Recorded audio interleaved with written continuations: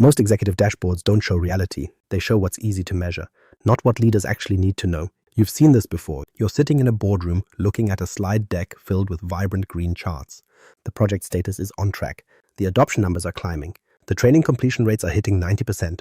On paper, everything looks perfect. But if you walk down to the break room or join a mid-level Teams call, the atmosphere tells a different story. People are frustrated. They're confused. They're finding workarounds for the very tools you just spent millions to deploy. This is the green dashboard trap. It happens because we've built our reporting systems for comfort rather than truth. We track activity because activity is clean. It's a row in a database. It's a login event. But activity is not the same thing as progress. A project can be technically on track while being culturally bankrupt. This disconnect creates what I call the behavioral gap. It's the silent space between the digital logs we see and the actual confidence of the people performing the work. Traditional KPIs are failing because they assume that if people are using a tool, they must be getting value from it. In reality, it's often the opposite. High activity can actually be a signal of friction. If a user is spending 3 hours in a tool that should take 10 minutes, your dashboard shows high engagement. But the reality is a productivity collapse. We are making high-stakes decisions based on a version of the truth that has been sanitized by layers of middle management and automated filters. These reports act as a buffer, protecting the C-suite from the messy, uncomfortable reality of the frontline experience. When we rely on these lagging, surface-level metrics, we create a dangerous illusion of safety. We think we're moving forward because the needles are moving, but we're ignoring the structural integrity of the organization itself. According to recent research, 70% of organizations struggle to align their KPIs with their actual strategic intent. They are measuring the what, while completely losing sight of the why. This is where systemic risk hides in plain sight. It's the burnout that doesn't show up until the resignation letters hit the desk. It's the resistance to change that stays quiet in surveys but screams in the way work actually gets done. To lead effectively in a world of rapid AI transformation, we have to stop trusting the comfort of the green chart. We need to start looking for the truth in the noise, because the biggest risk to your decision-making isn't a lack of data. It's a dashboard that tells you everything is fine when it clearly isn't. But the problem isn't just that we're looking at the wrong numbers, it's the model behind how we collect them. The structural flaw in traditional reporting. The crisis in executive reporting isn't just about bad data, it's about a broken model. We've spent decades perfecting the art of counting things that don't actually matter. Look at your typical C-suite report. It's packed with activity-based metrics, logins, training completion percentages, click-through rates. These are essentially vanity metrics. They feel productive because they are quantifiable, but they are hollow. We've built our entire leadership strategy on the flawed assumption that participation equals success. We tell ourselves that if 10,000 employees open the new portal, the project is a win. But counting how many people opened a tool doesn't tell you if they actually trust it. In fact, research shows that 43% of employees waste over 10 hours every single week on performative tasks. They are doing work about work just to make the dashboard move. This is the participation trap. We incentivize the wrong behaviors and then we act surprised when the strategic impact is zero. The structural flaw here is how data aggregation acts as a massive filter. By the time a sentiment or a struggle reaches your desk, the why has been completely stripped away. You see a 5% drop in usage. What you don't see is the mounting frustration in a specific department because a new update broke their workflow. Aggregation kills nuance. It flattens the human experience into a decimal point. This filtered reality is expensive. It leads to executives making high-stakes decisions based on a sanitized version of the truth. It's a version of reality that has been scrubbed clean by layers of middle management who are, quite understandably, incentivized to keep the charts green. When you look at a report that says 90% of staff completed their AI training, you feel a sense of accomplishment. But that number is a lie. It doesn't tell you that half those people played the video on mute while doing other work. It doesn't tell you that they think the new AI strategy is a threat to their job security. This disconnect is why 70% of organizations struggle to align their KPIs with their actual strategic intent. They are measuring the plumbing while the house is on fire. We are obsessed with the what because it's easy to put in an Excel workbook. We ignore the how and the why because they are messy. They are unstructured. They require us to look at the organization as a living organism rather than a machine. The cost of this filtered reality is a total lack of agility. When the market shifts or internal morale craters, traditional reporting is too slow to catch it. You're looking at monthly or quarterly summaries of events that happened weeks ago. It's like trying to drive a car while only looking at the rearview mirror. You see where you've been, but you have no idea what's coming through the windshield. To fix this, we have to stop looking at the surface. We have to stop rewarding people for simply showing up in the logs. We need to start decoding the actual signals hidden in the noise. We need a way to see the truth before it gets filtered, sanitized, and turned into a meaningless bar chart. We need to move from tracking activity to understanding intent. To fix this, we have to stop looking at the surface and start decoding the signals hidden in the noise. Decoding the unstructured data goldmine. To bridge the gap between dashboard fiction and organizational reality, we need to change where we look for evidence.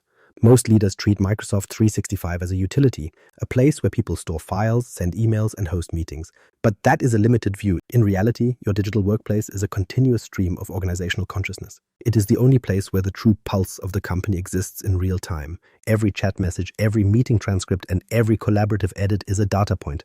But it isn't the kind of data that fits into a neat row in a spreadsheet. This is unstructured data. It is messy, subjective, and vast, and it is currently the most valuable resource sitting in your silos. Until now, this data was dark. It was too large for any human to process and too complex for traditional analytics to decode.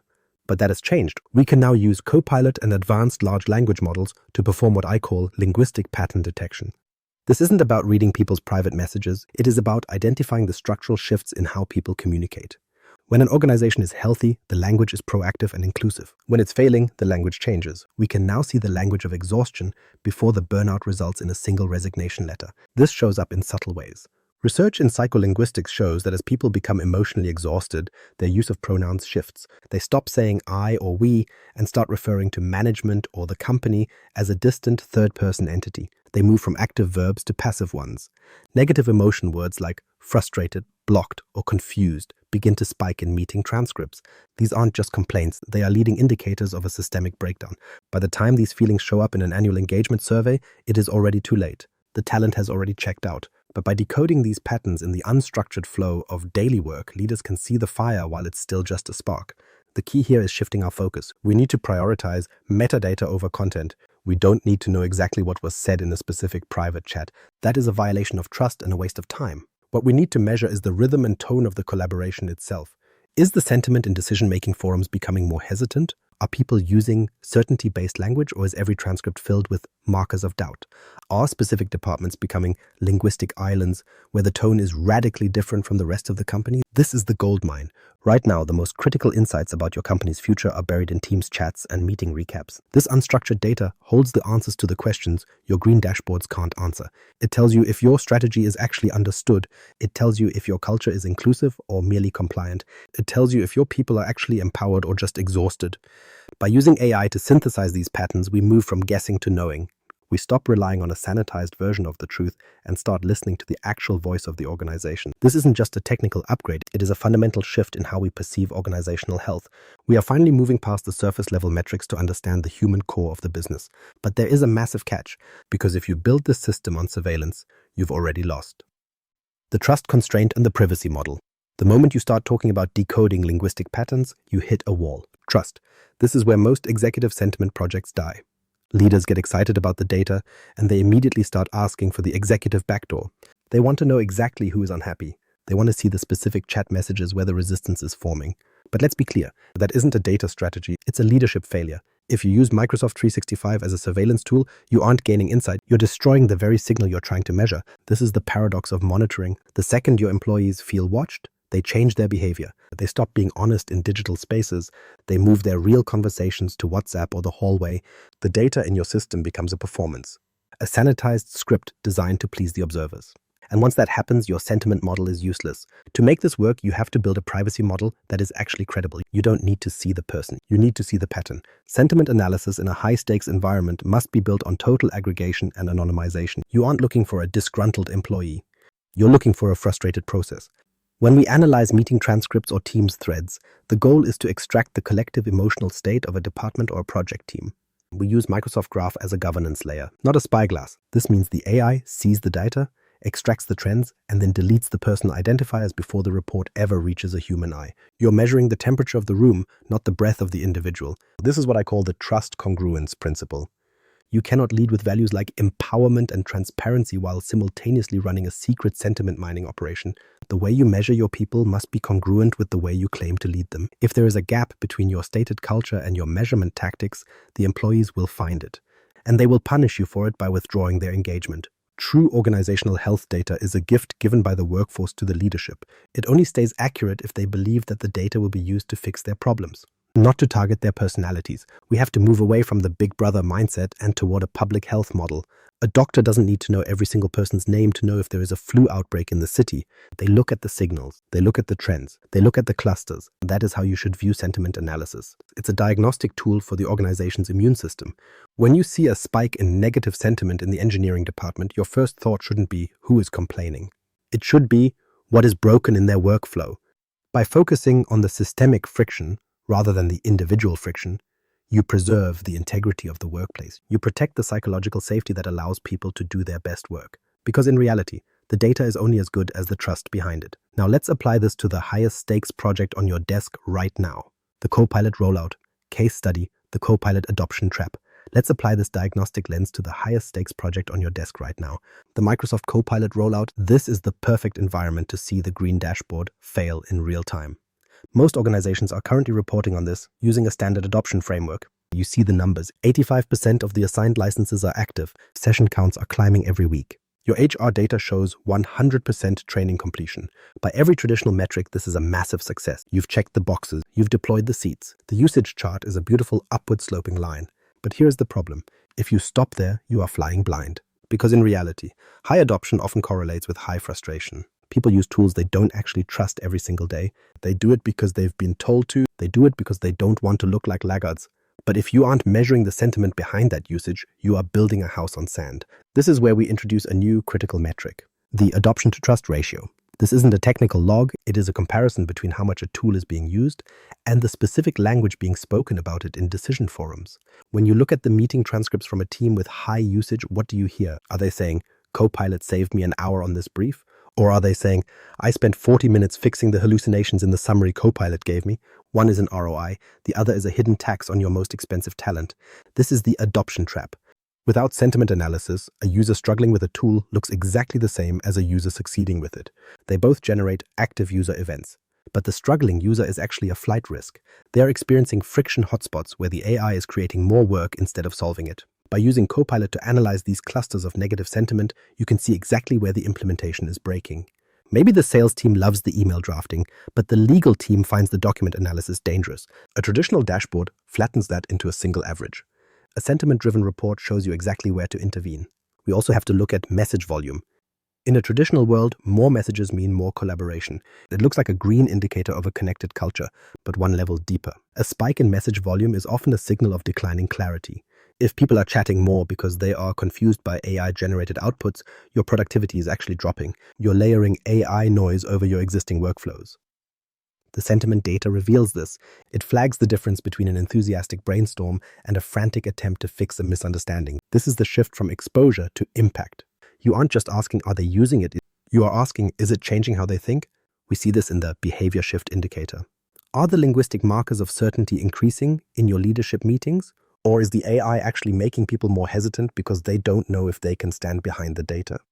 If your Copilot rollout is green on adoption but red on sentiment, you haven't deployed a solution. You've deployed a resentment. You've spent millions of dollars to increase the friction in your most critical processes. The goal of this case study isn't to scare you away from AI, it's to show you that the technical deployment is the easy part. The behavioral shift is where the value lives. If you ignore the emotional signals, you will miss the moment where the project turns from a transformation into a liability. You need to know if your people trust the machine, because if they don't, they will eventually break it.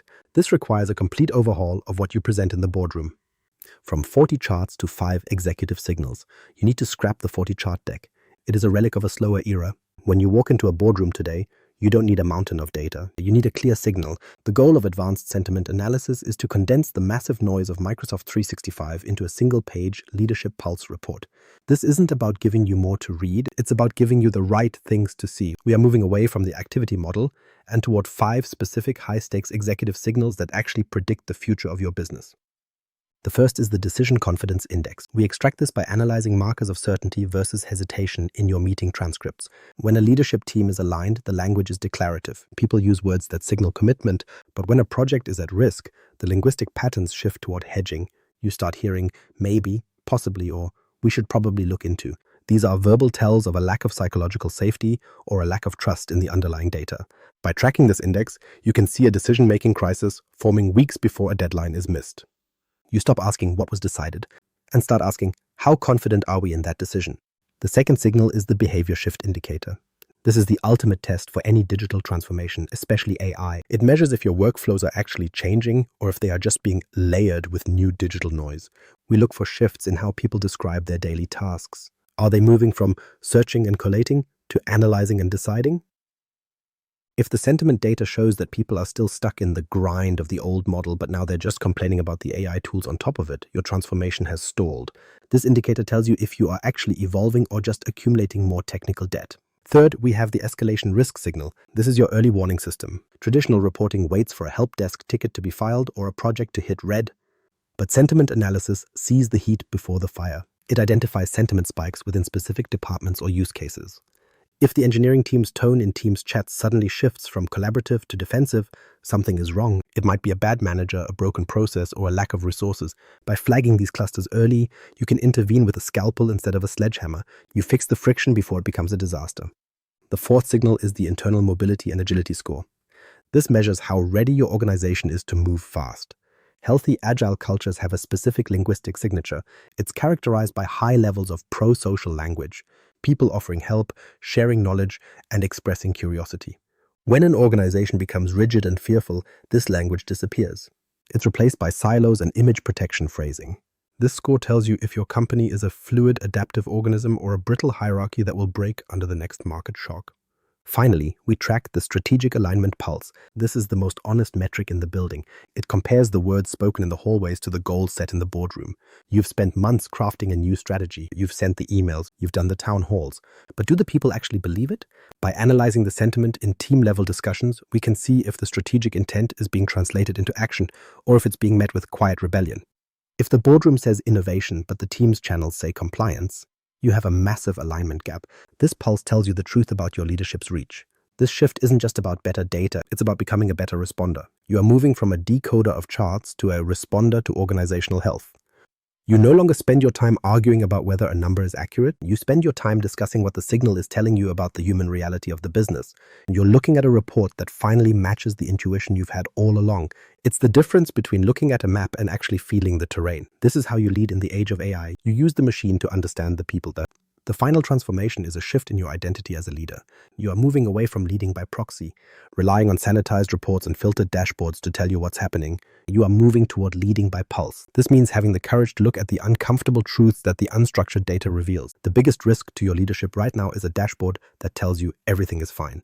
Because in a world moving this fast, fine is usually a sign that you've stopped paying attention to the signals that matter.